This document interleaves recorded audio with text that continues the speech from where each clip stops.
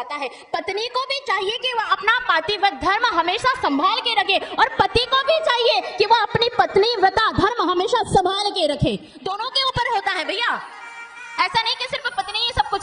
अगर चलना है ना तो गाड़ी जब चलती है ना, साइकिल जब चलती है ना, तो दोनों पहिए अच्छे होना चाहिए। गाड़ी को चलाना है तो दोनों उसके पहिए सही साथ चलने चाहिए। अगर एक भी पंचर हो जाए तो वो डामाडोल होती है। इसलिए संसार का नियम बनाया है पति पत्नी, और भगवान ने तो अर्धनारीश्वर स्वरूप लेकर के बताया है कि पत्नी कोई अलग नहीं, पति कोई अलग नहीं, एक ही स्वरूप में वह विद्यमान रहते हैं। पत्नी यदि कोई व्रत आदि कुछ करती है ना तो ऑटोमेटिकली उनके पास में वह पुण्य पहुंच जाता है। और ऐसे ही कोई पति भी यदि वो तीर्थ स्थान पे जाए या वो कोई अच्छा पुण्य का काम करे तो आप भले बोलो ना बोलो, उसको अपने आप ही आधा पुण्य लग ही जाता है। ये पति पत्नी का स्वभाव होता है। और मैं तो कहती हूँ कि हर एक पत्नी ना अपने पति को सम्मान दे, और उनको, हमारे शास्त्रों में तो कहा है कि पति परमेश्वर होते हैं, परमेश्वर की तरह मानना चाहिए।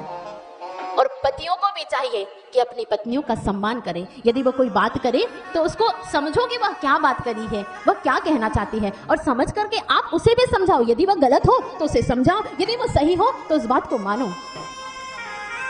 कभी भी पराई स्त्री को कुदृष्टि से कभी नहीं देखना चाहिए।